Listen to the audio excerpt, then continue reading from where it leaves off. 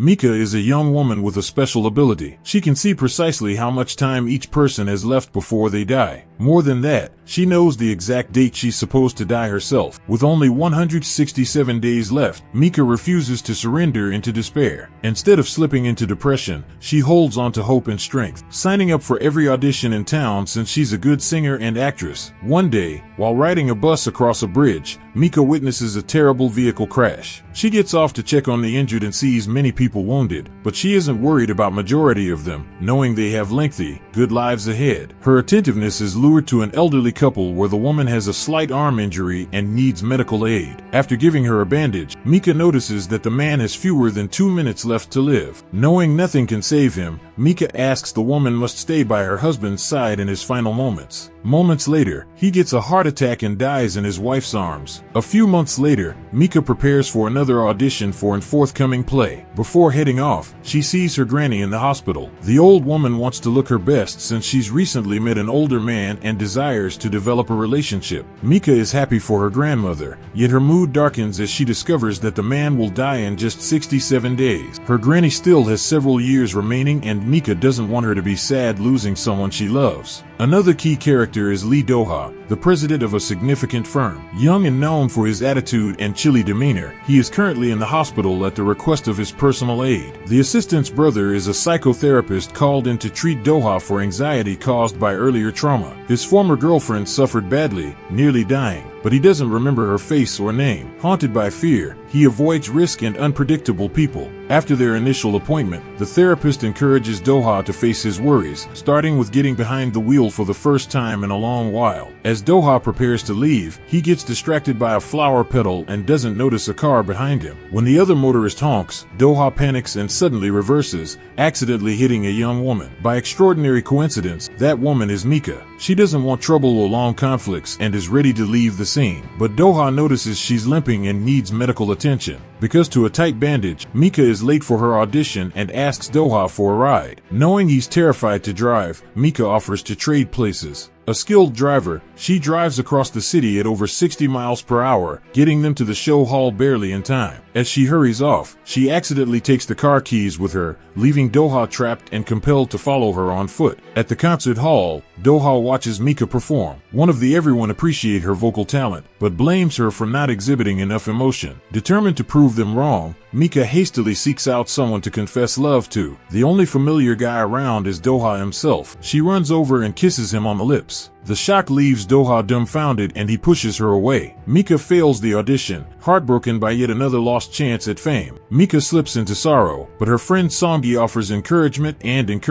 Convinced Mika's future is dazzling, while Songi covers her own grief, knowing what Mika sees. The unrelenting countdown only Mika can see. They wish the timer could be cheated, but Mika knows better. She once tried to save a tiny girl by hurling herself in front of a truck, but the child still perished mere steps away. Meanwhile, Do-ha proposes to his fiancée, Ba, the daughter of a powerful businessman. Ba isn't after money. She desires real love. Rejecting Do-ha's proposal for the 5th time, she dares him to come up with anything more thoughtful. During an uncomfortable family dinner, Do-ha disputes with his father and older brother, who dismiss his passion for the arts and theater as a waste of time. Unwilling to back down, Do-ha decides to visit to China to meet with a sponsor and secure a series of forthcoming shows. That night, Do-ha is haunted by restless nightmares, one of which features the persistent image of Mika. Hoping to forget her, he heads to China only to realize that she's staying at the same hotel. Mika was invited as a professional diver accountable for the protection of wealthy diving enthusiasts. One of these clients is Mr. Chang, Do-ha's business partner. At first, Mr. Chang overlooks Do-ha, but when he discovers that Do-ha's fiancée is also his former classmate, the two men start conversing and agree to go diving together. Later that evening, returning to his room, Do-ha encounters a drunk woman near the pool. He's shocked to see Mika and even more astonished by her unkempt appearance and vacuous stare, which makes her seem like someone who's already given up on life. Just as Mika stumbles and nearly falls into the pool, Do-ha catches her and carries her inside. She falls asleep in his arms, so he brings her to his room. Early the next morning, Mika sneaks out, but they cross paths again on a yacht. Do-ha reminds her of her irresponsible behavior the night earlier and how she's become his personal nightmare. Embarrassed and apologetic, Mika barely remembers the events due to the booze. Soon after, the group of wealthy divers goes out to discover the undersea scenery. The psychotherapist and assistant who came with Doha are suspicious of the proposal, but can't persuade him out of it. This brave action is Doha's only chance to secure the deal with Mr. Chang. As they dive to the water below, Doha struggles to be calm but panics while resurfacing. Everyone else makes it to the surface except Doha. Seeing this, Mika dives back in to save him. When their hands contact underwater, Mika notices anything extraordinary. The countdown tattoo on her arm abruptly stops. Moments later, Mika feels like she's drowning, then suddenly discovers herself on a desolate island wearing a clean, dry dress. Confused and bewildered, she can't make sense of what's occurring till she meets her late granny. The old woman tells Mika she's been watching over her from above and that it's time for Mika to join her and become a star. Suddenly, Mika jumps awake in her cabin, thinking it was all just a nightmare. She remembers the watch on her wrist had stopped ticking, but chalks it up to another dream trick. To her dismay, a few seconds later, the countdown freezes again, this time because Doha has shown up. Not trusting her own eyes, Mika wonders if she's actually dead and starts pacing the yacht in a panic. Whenever she moves distant from Doha, the timer resume is counting down, but whenever he's close, it stops again. After hearing Mika's tale, Doha worries she might be losing it and makes she see a therapist for another evaluation. Later, he meets with Mr. Chang to speak business. The investor is poised to throw major money into the project, but only if a successful and brilliant producer named Joe Ju is brought on board. Bet sweetens the deal by pledging to persuade her spouse, who happens to be a former classmate of Mr. Chang. Shortly later, Bet begs for 1,000 hand-folded paper cranes as a condition for moving forward. Doha, who difficulties with emotions and doesn't understand romantic gestures, labels it a foolish waste of time and suggests just buying a live bird instead,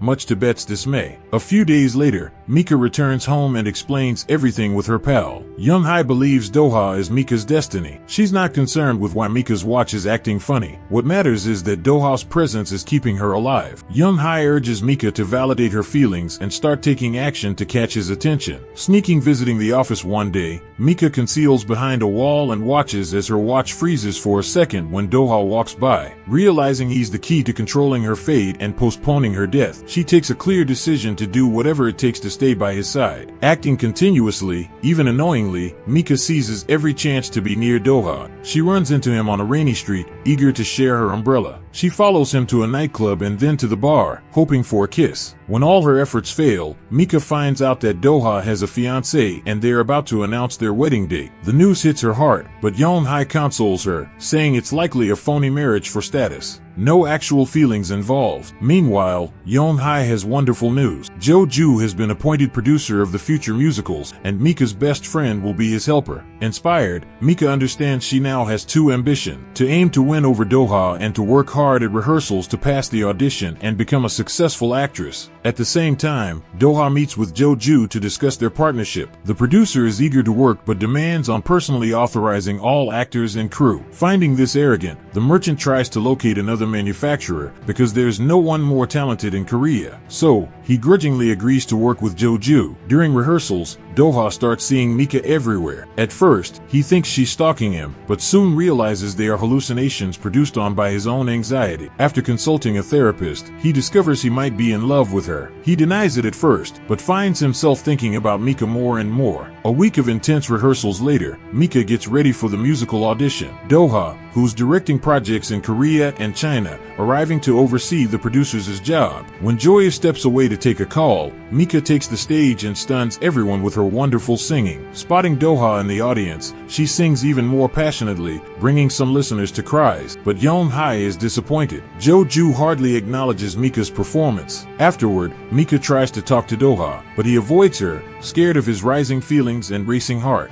The next morning, Mika meets with her granny to discuss on how to win a man over. The wise elder advises her to be honest and authentic, only by revealing true feelings, and once can she reach him. Determined, Mika heads to Doha's office and accidentally signs up for a driver's job interview. She reminds him she's a great racer who's already drove his automobile and did a wonderful job. Thinking Mika is only after money and status, Doha tries to avoid her and leaves, but Mika keeps after him, stopping him at the entrance to the subterranean parking. Mika asks him to listen. She insists she needs him and clutches fast to his hand. He doubts her seriousness and attempts to push her away, but she won't let go. He's her only hope. Suddenly, 3 rowdy troublemakers disturb them, landing all of them at the police station. During interrogation, it becomes clear these guys are Yoongi's buddies, purposely creating the encounter to arouse Do-ha's protective instincts over vulnerable Mika. Do-ha wants to leave, but needs to wait until the detective sorts things out. Exhausted by labor and Mika's unrelenting pursuit, he falls asleep. But even in his dreams, he mumbles her name. Watching her clutch to his sleeve and cry, Do-ha realizes he's in love with her. More than that, he's ready to give her a chance, but doesn't want it to seem like a weakness. What touches him most is a flower petal unexpectedly coming inside the locked building, as if a sign that he's doing the correct thing. The moment Do-ha takes Mika's hand, time not only stops, but begins to move backward. Sometime later, Do-ha's assistant comes to the police station to get both the boss and Mika released. The secretary is skeptical of Mika since she lied about knowing the boss just to get inside his office during the driver interview. Not wanting the assistant to disrespect Mika, Do-ha swiftly shuts him down. As they leave the station, Do-ha offers Mika the driver position and provides her the car keys. It lights up her face with sheer joy. Watching her dance with a friend, Do-ha grins softly, secretly feeling an increasing fondness for her. The next morning, Mika heads to work and reach the boss's house early, determined not to disappoint him or lose the job. For the first time, she lets her guard down, singing happily without realizing Do-ha is watching her with interest. After dropping off the assistant, Do-ha heads to his office, but keeps an eye on Mika. He notices her bright and cheerful spirit, but has no understanding what's actually going on beneath the surface. Meanwhile, Mika can't exactly say she's happy since anytime she's around him, time seems to halt, and that somehow keeps her alive. Soon, Do-ha's fiancé receives a gift. Instead of constructing paper cranes, Do-ha sends her coins branded with crane images. The coins were minted the year BA was born, which pleasantly surprised her. She promises to return the favor with a surprise of her own, but keeps the details to herself. After a phone call with his fiancé, Do-ha can't get Mika out of his mind. Her face seems to be everywhere. He tries to remind himself that he's about to marry someone else and shouldn't be thinking about the driver, but it's no use. Meanwhile, Mika signed a contract with the secretary and strives to create a nice rapport, but he stays careful and skeptical. Later, Do-ha heads to a business meeting at a restaurant. He discovers that Mr. Chang is ready to sign the contract, but only if BA is there for the transaction. Trying to concentration on task, Do-ha gets distracted watching Mika. No matter how hard he efforts, he can't hide his smile. Realizing he's becoming more and more drawn to her, on the walk to the pool, Do-ha wonders why Mika seems so honestly happy. She says it's the first time in her life she's been fortunate to appreciate the simple things as her concerns have taken a back seat.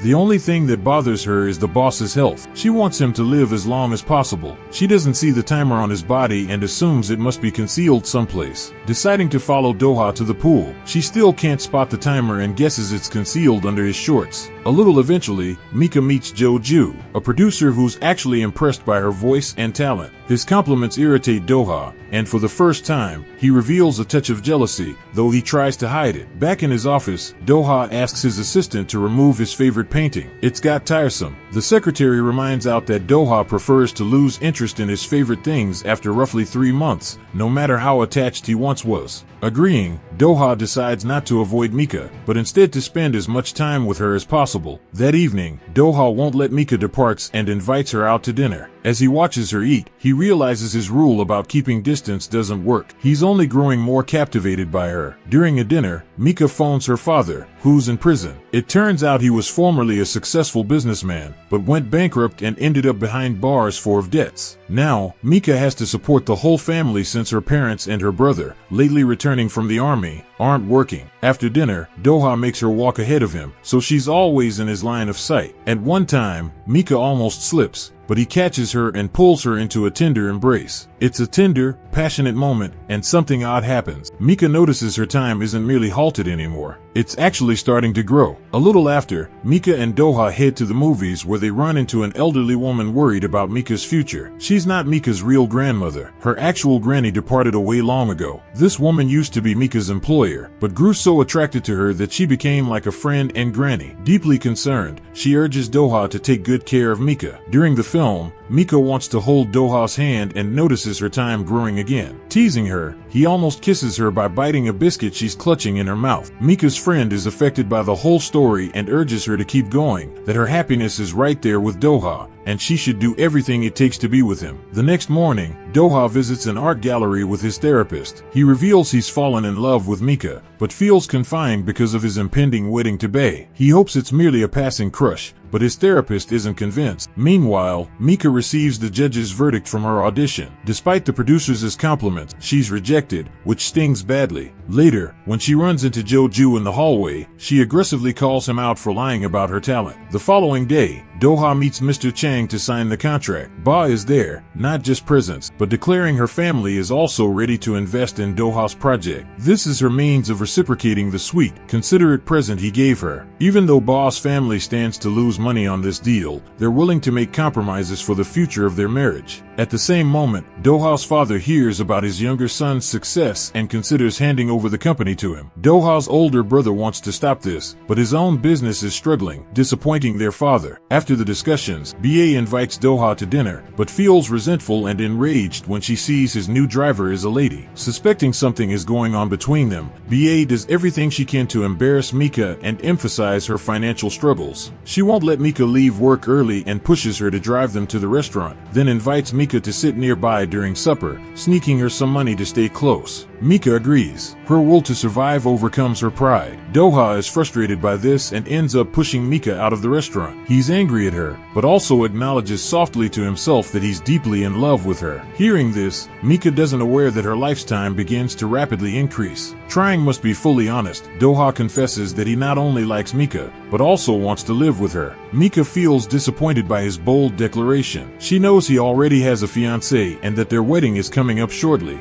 Realizing she can't force someone to stay if their affections aren't mutual, she discreetly walks away. Bae watches from a distance, relieved that Mika gone. Although displeased about Doha's behavior, she suspects he's genuinely in love with his own driver. Back at home, Mika notices her mom and brother watching a drama where the heroine encounters the same struggle she's coping with. It makes her depressed and forces her to examine whether she's actually indifferent toward Doha or if she's simply kidding herself. Deep down, she knows she loves him, yet she's terrified to confess it. The next morning, Mika goes to Doha's house, but discovers out he already left her employment without her. Doha is apprehensive about how she'll react and annoyed by her cool, remote attitude. Alone in his office, he recounts their chat from the night before and knows he spoke some pretty silly stuff. He was too blunt and forward, probably scaring her. Overwhelmed by his feelings, Doha calls a therapist for advice and support, but the therapist is busy with a more urgent patient, thus he gets no help. Trying to escape her troubles and work stress, Mika registers up for multiple auditions, hoping to land her first acting gig. Young Hai notices her friend's unusual behavior and guesses she's in love with Doha. Mika denies it and heads to her audition. While rehearsing, she can't memorize her lines because she continues thinking about Doha, imagining him in her imagination. Realizing she's not ready, she decides to quit but runs into producer Joju. He attempts to needle the struggling but gifted Mika, but she stands her ground. He snaps back quickly, evidently getting under his skin. Later, Mika returns to the office to pick up Doha so they can go to the airport. There, they meet Doha's older brother, Yoon Do-san, who just returned to Korea after a long trip. Yoon Do-won notes how protective Doha is of his driver and thinks he's unusually mild. At home, Yoon Do-won persuades Mika to stay for supper and shares some awkward childhood stories about Doha. Once Doha steps away, Yoon Do-san tells Mika that his brother is truly a kind, sympathetic guy, and that she's the only one who's managed to soften his frigid heart. He urges her to give Doha a chance, but Mika swears she doesn't have feelings for him, yet she's coming to realize she's lying. Both Tunu-san and herself. Later, Doha and Mika sat down outside a eatery to chat about their feelings in their last talk. Mika says she's ready for a partnership and even intimacy, as long as the male is by her side. Doha quickly drags her onto the couch, but recognizes those statements are merely false promises. She's not ready to let anyone use her. He can't hurt her since he's already fallen too deeply in love. The next morning, Yoon Do-won visits their late mother's grave. Meanwhile, Mika and Doha head to work. On the way, Mika flinches at every movement he makes and doesn't want him to touch her. She regrets her bold statements from the night before, but hopes Doha won't hurt her. Soon, Doha arrives home to enjoy lunch in the evening with his family. His father stays overly critical of the heir, while the older brother never misses a chance to tease him. At one time, the brother states he knows about the driver and suspects there's something romantic between them. He promises to expose them the moment he gets the chance. After supper, Bae notices that Mika has been waiting in the automobile for her fiancé all day, igniting a fresh surge of jealousy. Trying to preserve her composure and hide her sentiments, the affluent fiancé drives home, but can't help thinking how to get rid of the obnoxious girl. The next morning, BA insists on getting a private conversation with Mika. The heiress plainly knows too much about Mika and her family and is willing to wreck their life. At the same time, she offers Mika clothes, jewelry, and infinite money on one condition: that Mika departs Doha and quits her job as his driver. Shortly following, Doha consults a psychotherapist and finally accepts that he's in love with Mika and wants to be with her. Meanwhile, Mika visits her grandmother. She says that she's been using Doha, but doesn't want to hurt him. The wise granny urges Mika to